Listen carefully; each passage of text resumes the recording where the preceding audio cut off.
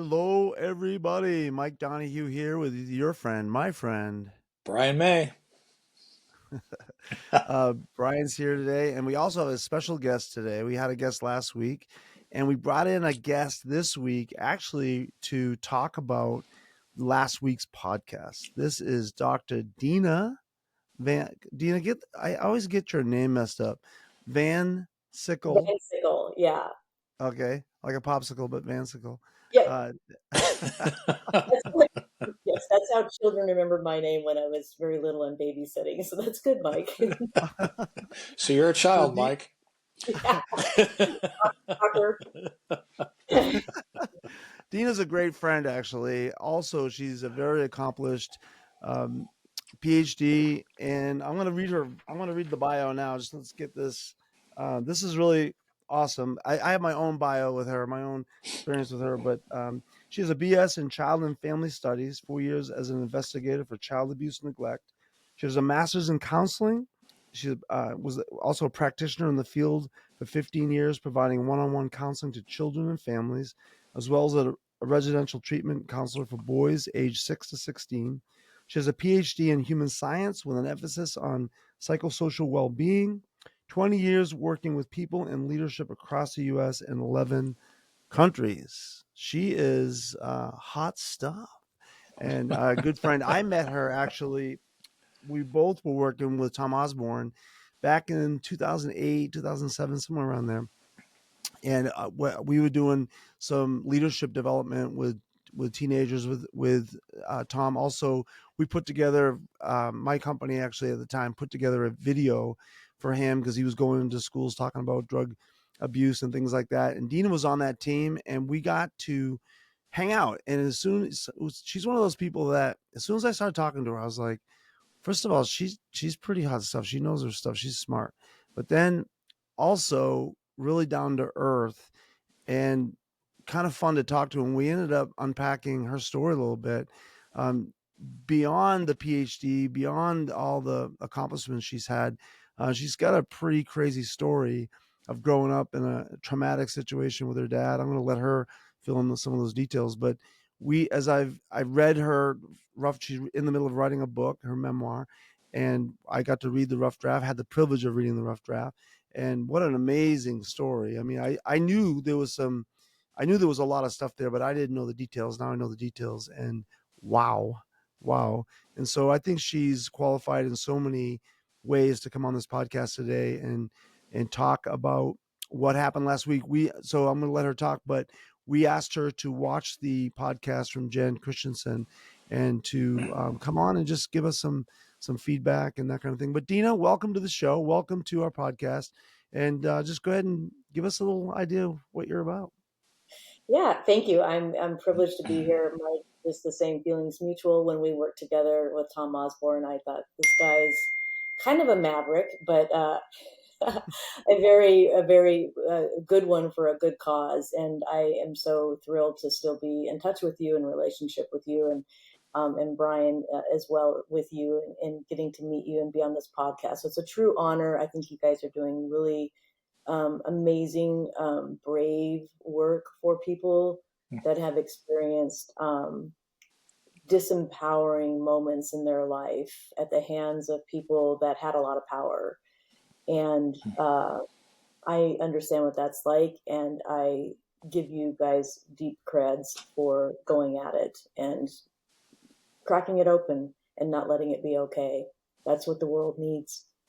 As quickly I'll say before we launch into the actual podcast, but yeah, I'm coming to you from a place of wisdom, both from a very personal experience of growing up in a lot of abuse and surviving it, but also a lot of work experience working with abuse. And then a lot of education experience learning about abuse. So I come to you from that lens with a holistic background. So when I answer these questions, it's kind of a threefold approach, not just a PhD speaking. I want it to be real, and I want it to come from my heart, which involves then part of my own experience. So thank you guys for Well, I allowing that. appreciate that very much. I mean, that is that's exactly why, I wanted you to be on, because I know you and I know how you are on these subjects. So let's just dive into it. First of all, you guys don't forget to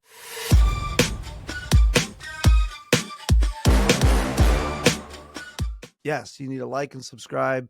We're gonna keep doing these things and bringing people on and talking about stuff that's hard. And so would love to have you um, follow us and don't forget also to comment, and if you need to email us, and if you have any comments or thoughts about the podcast, we'd love to hear from you. Love to hear from you. Okay, so Dena, you watched Jen Christensen's interview, and I just wanted to first of all get an overview from you what you thought after you watched that.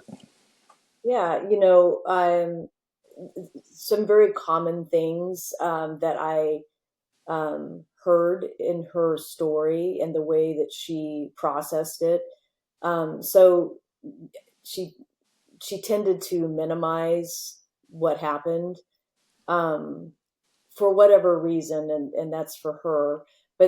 But also there was a sense of sort of over responsibility that she has taken for what happened to her when she was 16, 17 years old at the hands of a coach who had, high standing. Um, and so she's carried a lot of shame with her for the last 35 years because of that. And so while she has definitely is a strong lady, she is a survivor for sure. Um, I still found things in there, and she admits to this, so it's nothing that she's hiding, of course, but she's like minimizes some things, So some of the quotes I heard, just to sort of point to that is, she would say, no blame game here with anybody. Times are different now. Um, so, and that is true. Times are different now. Now the police probably would be called right away, maybe, but there's a lot of people in power that a lot of bad things happen, and usually nobody calls the police. They usually get caught. So even though it's 35 years later, really, maybe we wouldn't call the police right away. So I just say that not as per Jen's comment, but I say for the world's comment, like, do we really just call the police right away when people in power Right. do something wrong? And so she would laugh a lot, after maybe saying something uncomfortable. And that's sort of a nervous response, and that's okay.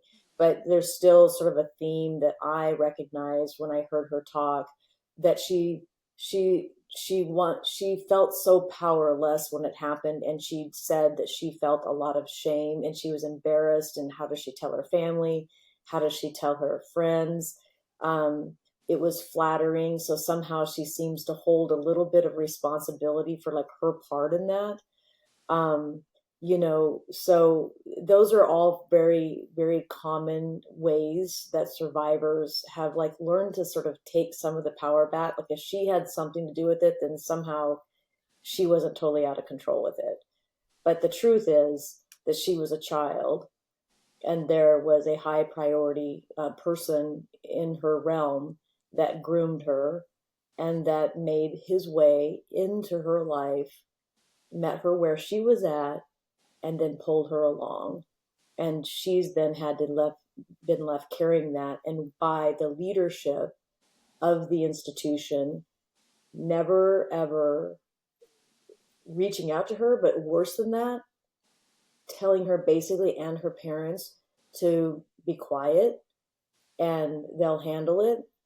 Of course, they didn't handle it in a way that helped her understand that it really was wrong, so that she could take the blame off of herself and put it where it does belong. That didn't Why get to happen. why is that dangerous, Dena, when people do that, when they don't give the responsibility to the right person, they take it on themselves? Why is that so dangerous for somebody or so damaging?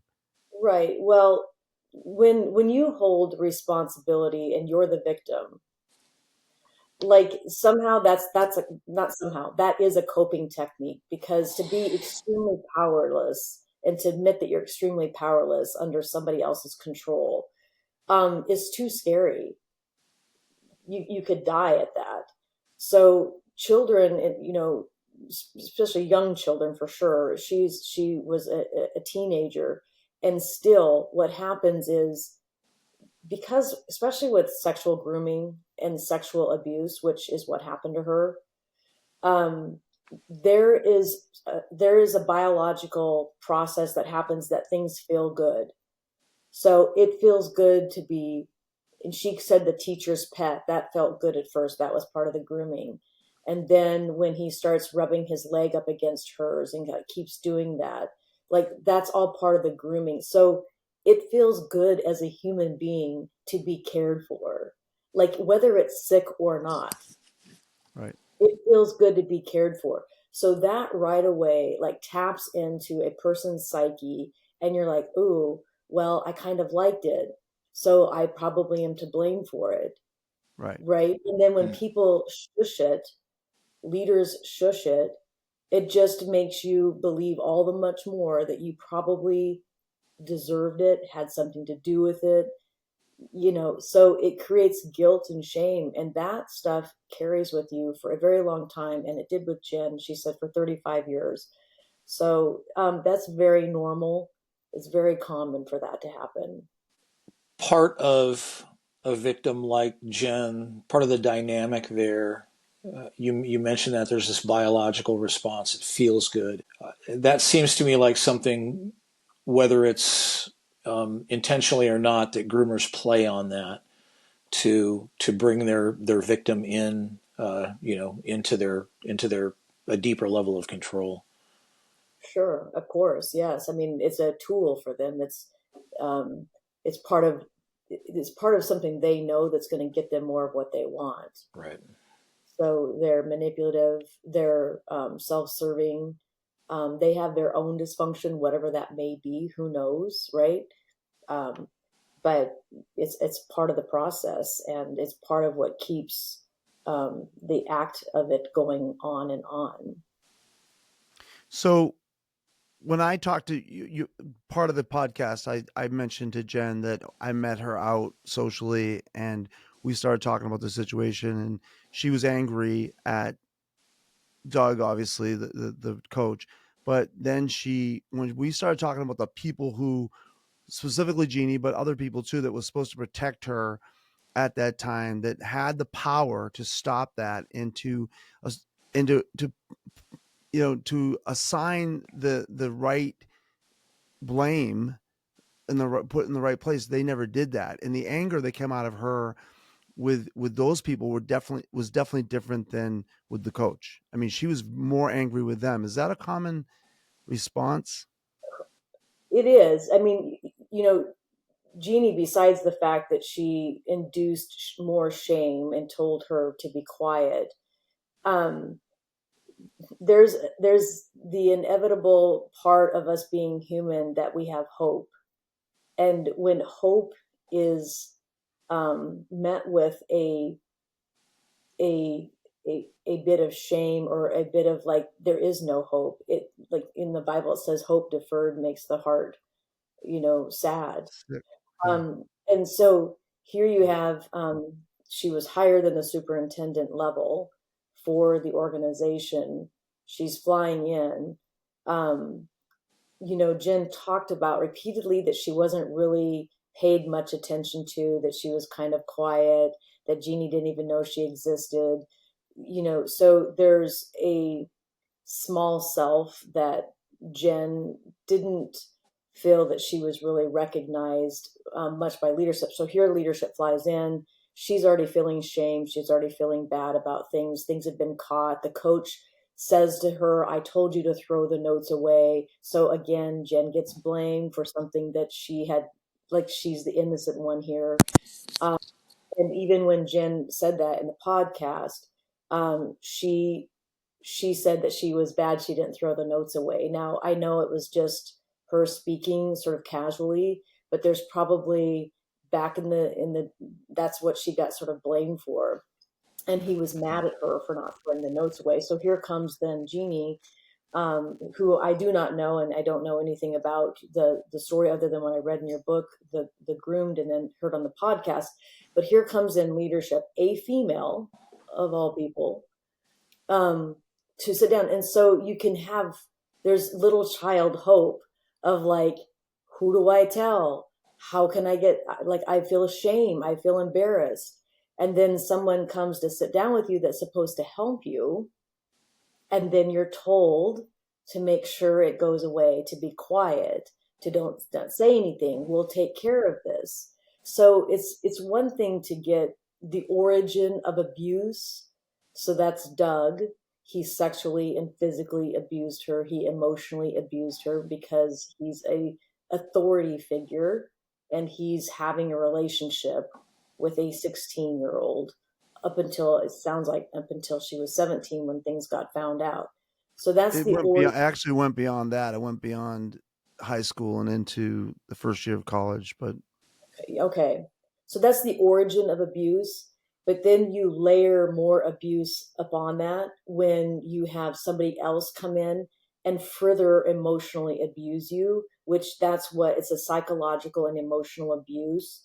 That when, so in this case, it was Jeannie that said, be quiet, don't say anything about this, we'll handle it. They didn't get her any counseling, they didn't offer any supports, any helps. That's a second layer of abuse that's going on to the root abuse. And so you're layering and layering. So it's just more messaging, and it really shatters hope. And it really confirms that, oh, this probably is my fault. I do have something to do with this. I should feel more shame and more guilt.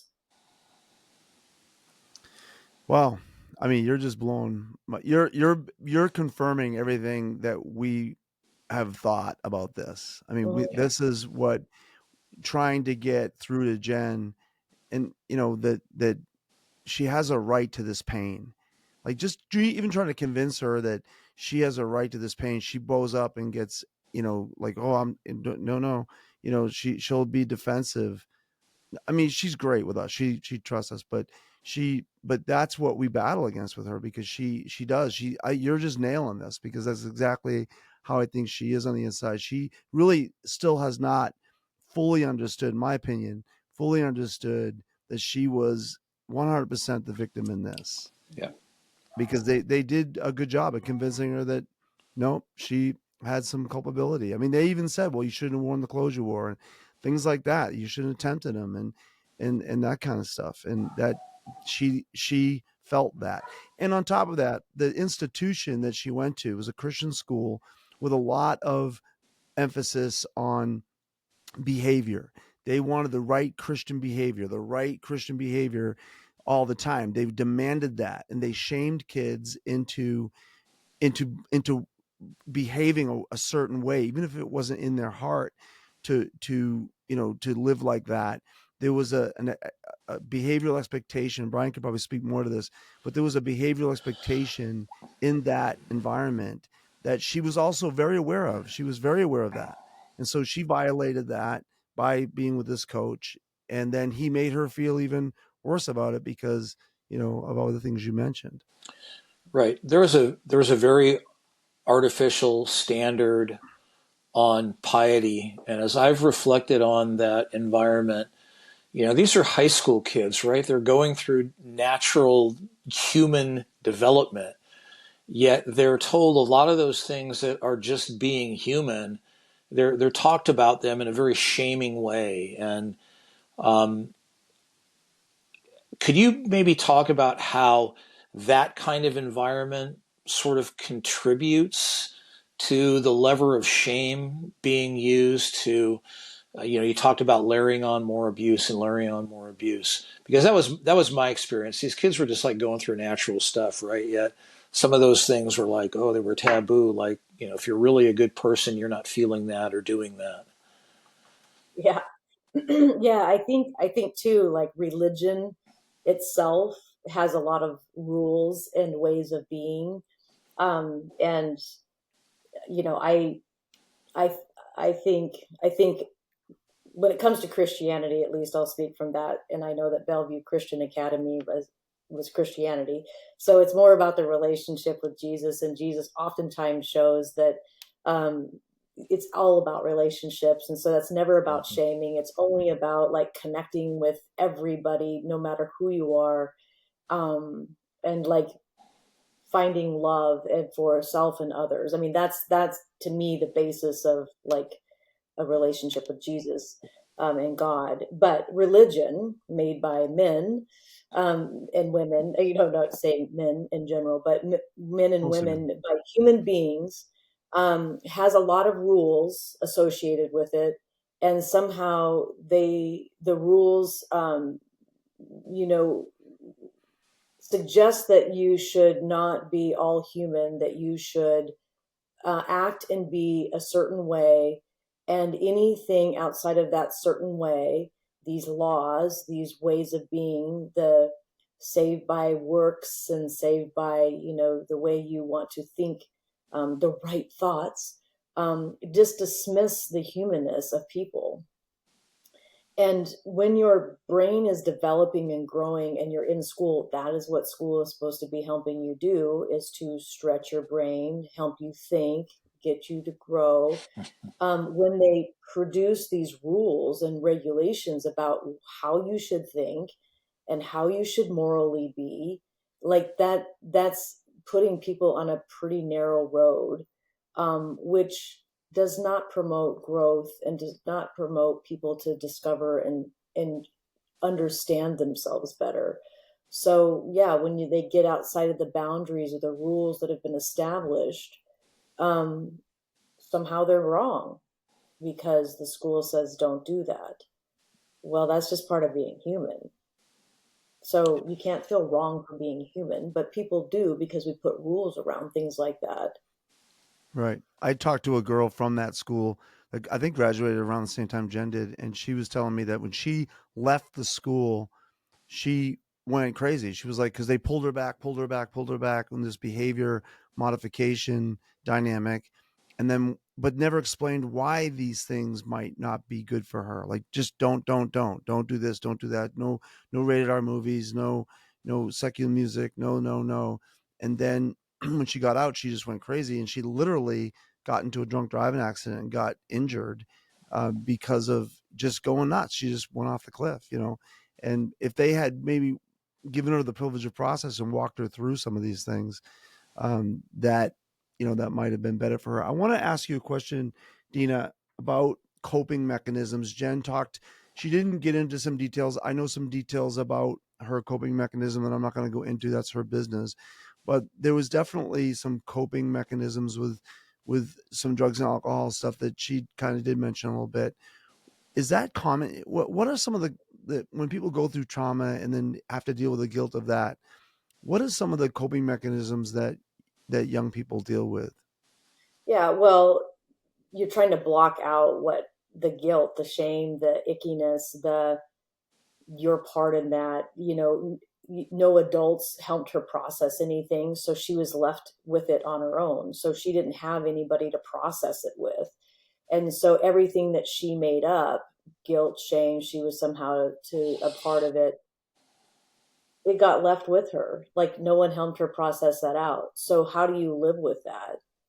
How do you live with that? So the way people live with that oftentimes is not by going deep and trying to understand it all on your own, and then people left her that she maybe had some hope in that they would help her process it.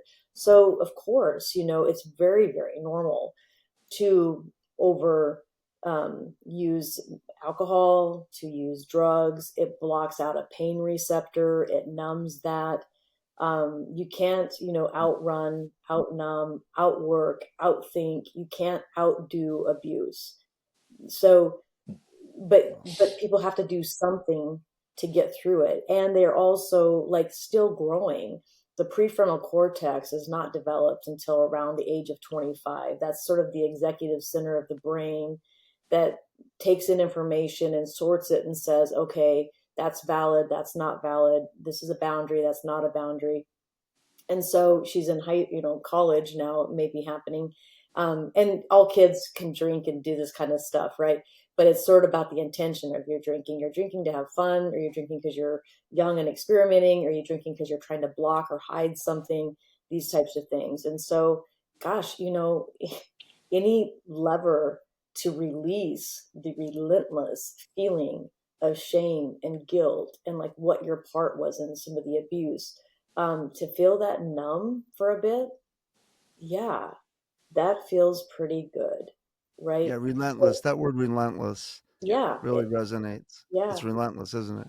yeah, it is relentless. It's like it's chronic, and you can't get away from it, right? So just to feel that relief for a little bit, and of course, and sometimes it's even sex addiction. It's some sort of an addiction that's just sort of blocking out the relentless nagging of the guilt, the shame, the feeling really bad about how it all went down. So very normal. Yeah.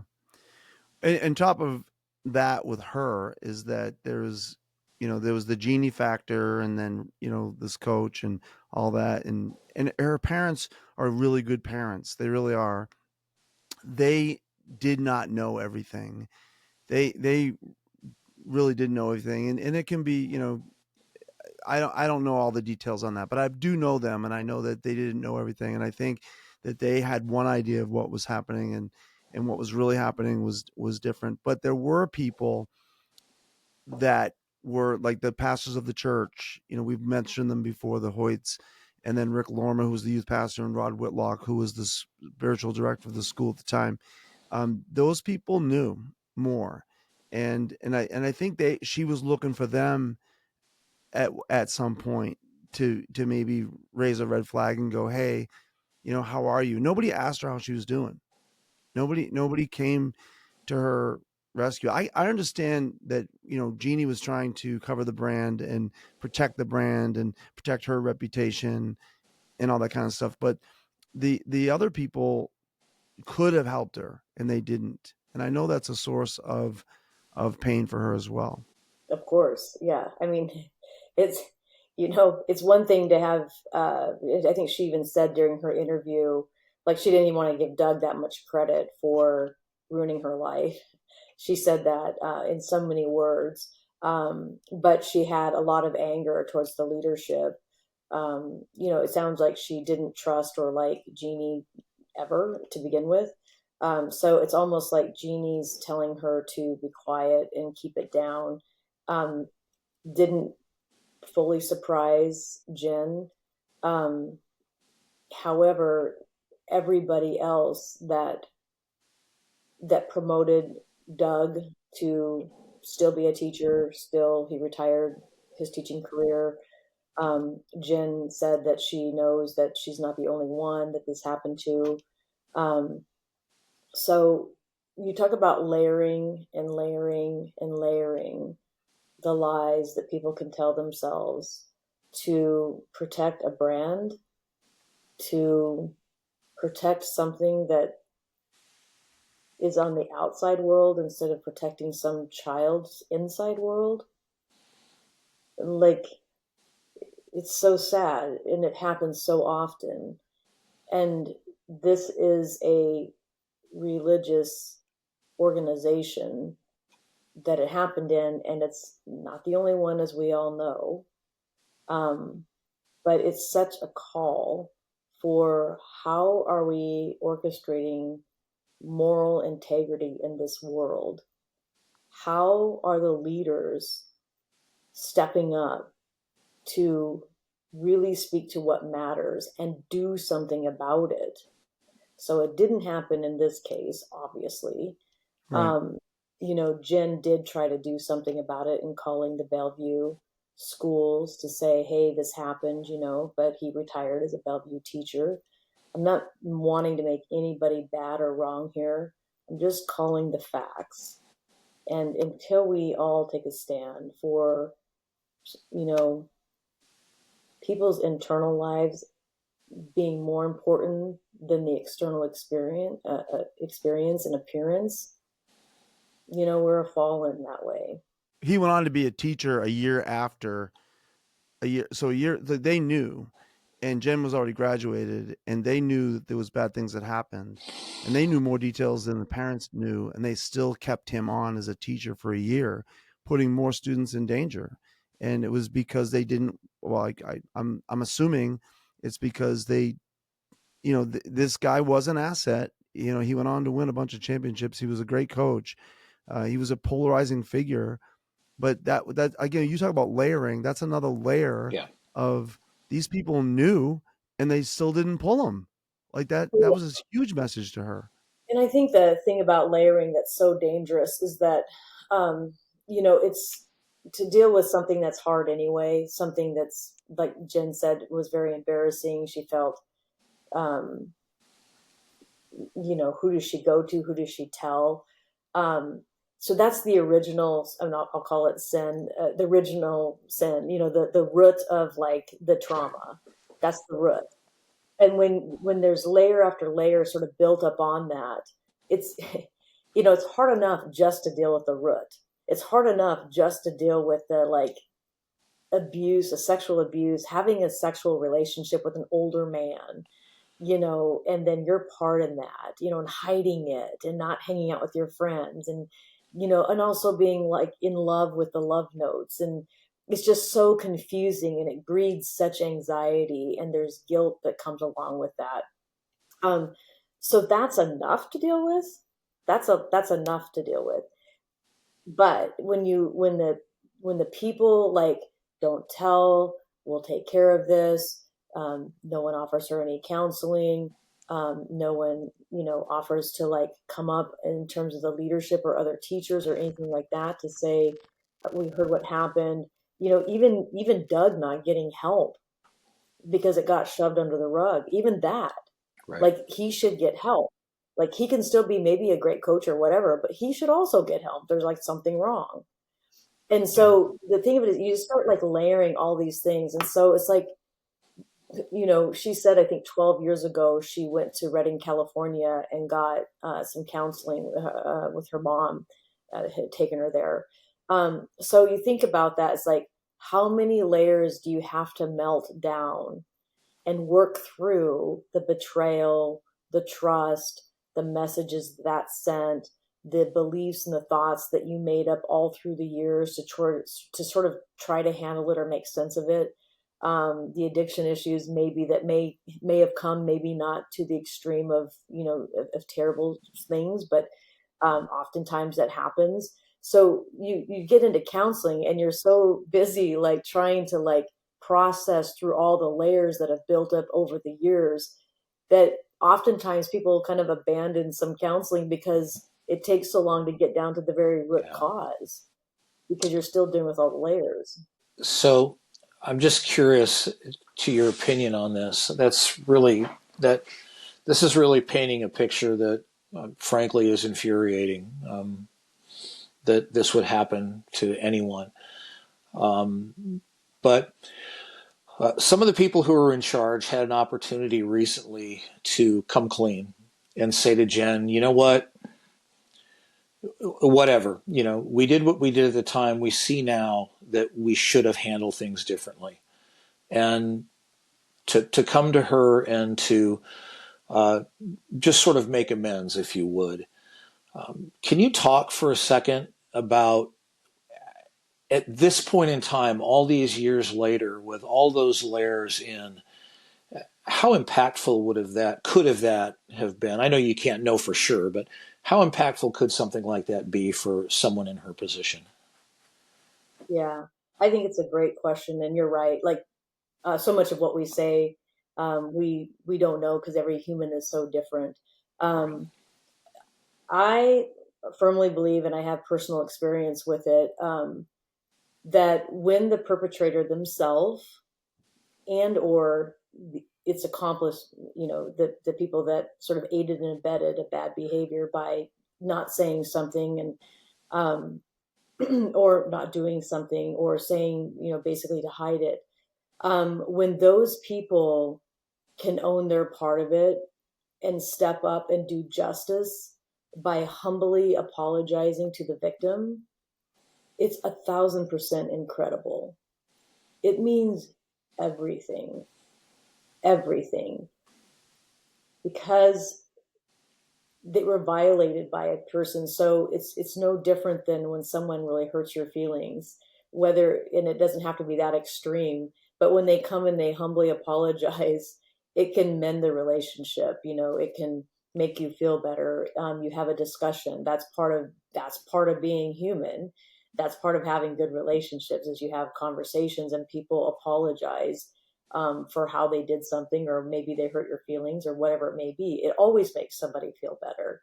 Yeah. So, take that times 100 around something that devastated somebody and made them go 35 years of carrying, and I'll say shit, carrying this chronic, relentless, nagging up, right? Yeah. So to have people that were part of the violation to own it and to come humbly and apologize, honestly, that could probably wipe off about 10 years of counseling because it's Wow. just helps somebody feel validated, met, heard, understood.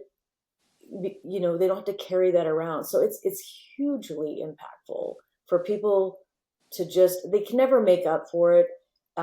They can never make it not happen. But the value of being met and told I'm sorry, I'm so sorry that happened. That's huge. Yeah. So it's so simple, right? It was almost like we're 5-year-olds in kindergarten. Some of the same rules that apply there for people to get along, they exist when we're 40 as well. Yeah. Yeah, you would think. Hmm. Right. But I also So, think go I ahead. want to say real quick too that one thing that Jen said was that she's worked on forgiveness. That she won't forget, nor should she. And I think that's really key. And, I think the abusers themselves and the people that aid and abet, like the Jeannie Mayos and some of the leadership at that place where they just didn't address it at all, um, they have their own shame, their own guilt for different reasons. They are the perpetrator. But again, I think that's the value of addressing this type of stuff. It's not to make any one person bad. It's to highlight that everybody has problems. And when we dismiss or let go of or don't address things, then we allow things to continue to in people to continue to be hurt. Yeah. One of the things that happened through this podcast, and Brian and I both have experienced this. We've done, probably 6 months of podcasts now, and we do get feedback from some of them. This one got a lot of feedback, and it went back. And my personal experience was people in Rockford and Atlanta and Bellevue, because I wasn't involved with Atlanta, but I know some people because of what we're doing in the book that they're connected. But we got a lot of feedback. I'm having a phone appointment tomorrow with somebody at 2 o'clock that was very abused by Jeannie and but later on. So there was other things that, I mean, it's like the Pandora's box is open now and all these people are coming out. Is that common when like this is sort of it feels like a linchpin, it feels like Jen's story is going to end up helping a lot of people. Well, that will make her very happy. That will make her very happy, right? So, I think evil always finds itself out. Whether we're talking about Jeannie Mayo or we're talking about, Harvey Weinstein or it doesn't matter. We can look all Yeah. around our world and see people in power that have gotten away with a lot of stuff for a long time. Um, and, and when something starts when the domino falls in the right venue, the right platform, then things, roll out and a lot of things start showing themselves. And so, for Jen's purpose, she said, that's why she called the Bellevue School to try to help others so they don't have to go through what she went through and hold this stuff, So, yeah, it could be the linchpin, right? This might be the platform. You two are crusaders for you know, making the idea of grooming and seeing what happened in this venue and under this leadership be exposed, sure, yes, yes, those things happen, and that's why you guys are doing that, right? So to Yeah. try to Yeah. right a wrong in a Yeah. way, in a way that's constructive, in a way that hopefully changes behaviors, in a way that prevents this happening again. And we all know that the sex trade, and I'm not saying that this was all around the sex trade, but when we look at the human trafficking and all that stuff that goes on in the world, that is huge. So this is just another highlight that in a venue, in a platform, an audience that you guys have, that you can help shed light in a very productive way to help make things better and not worse. Yeah. So, Dena, I'm going to ask you to do something, and this might be a little uncomfortable for you now that I know you. Um, if you could just look at Jen and you could say something to her, she's going to be watching this, I'm sure. What would you say to her? Yeah. Well, I'll probably tear up, but Jen, I'm going to act like I'm talking right to her. So, Jen, um, you put yourself back in those times when you were that girl. Um, you need to know that you were groomed. And man, to this day, you hold and honor and love yourself for who you are and how courageous you are. Um, and try never, or at least notice and recognize when you sort of laugh it off. And I don't know what that's about because I'm not with you, but I say to you, hold compassion for yourself and find yourself at that 16 and 17 years of age, and the stuff you were going through and the awkwardness and the hiding and this types of things, and then how it got layered over and you were told not to tell. I know you've done a lot of work and you're a true survivor. I can tell that. And I also say continue to hold that little girl in you so that she can get what she didn't get back then. She can get it now from you. And thank you for speaking out, and thank you for wanting to make a difference. You're a true survivor. Wow. Well, Thanks, Dr. Dena.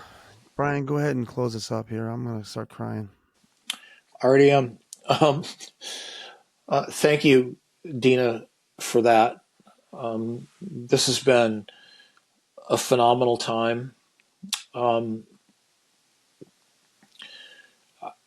Thank you for noticing that what we're trying to do here is constructive. We're not, our main focus here is to reach out to people who have been through either this specific experience with this church and school and set of leadership, or similar experience, saying that it's not you, it's them, and there's healing that can be had, and you can overcome this. You can do the work and overcome this.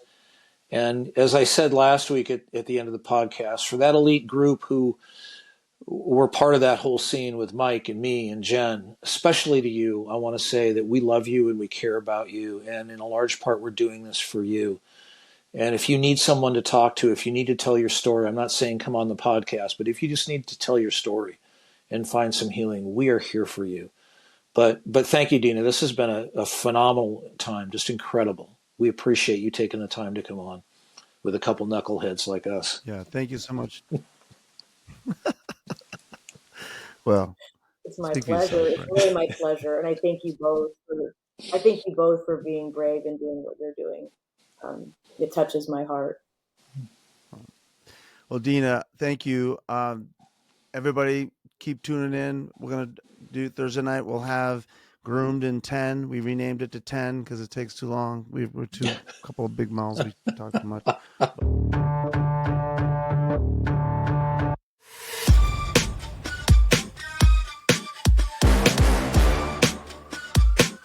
But yeah, we just and just so you know, with that Groomed, in 10. We're just trying to wrap up anything, maybe answer some questions, kind of put a cap on the previous podcast, but just so we can be thorough. We want to be thorough. We want to make sure we're not just ranting away at these things. We really want to peel back the layers and try to get to the truth of what happened to people.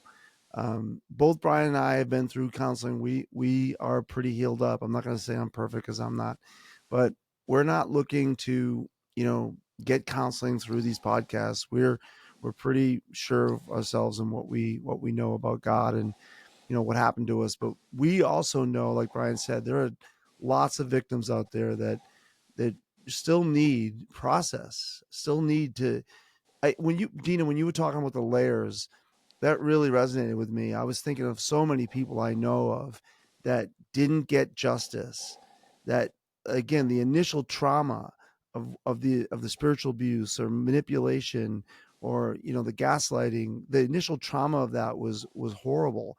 But then the constant people that were in authority that knew that could have done something. And I'm going into Rockford now too because I was there, and people like Jeremy DeWert and Aaron Qualls Campbell. I've mentioned these names before. Brian Dunn, Kevin Ramsby. These people could say something to these other people that would make them feel better, and that's who I want to call out. I just want to call out these leaders that are causing more problems because they're layering on top of what happened. They're not acknowledging it, and they're glazing it over. And Rod Whitlock and people like that who continue to put her endorsement on his website, like things like that. Just again, that resonated a lot with me when you talked about that. And so that's why we're here. We want to help those people get some justice. So thank you. So we'll see you guys next week. All right. Bye. Bye. Bye.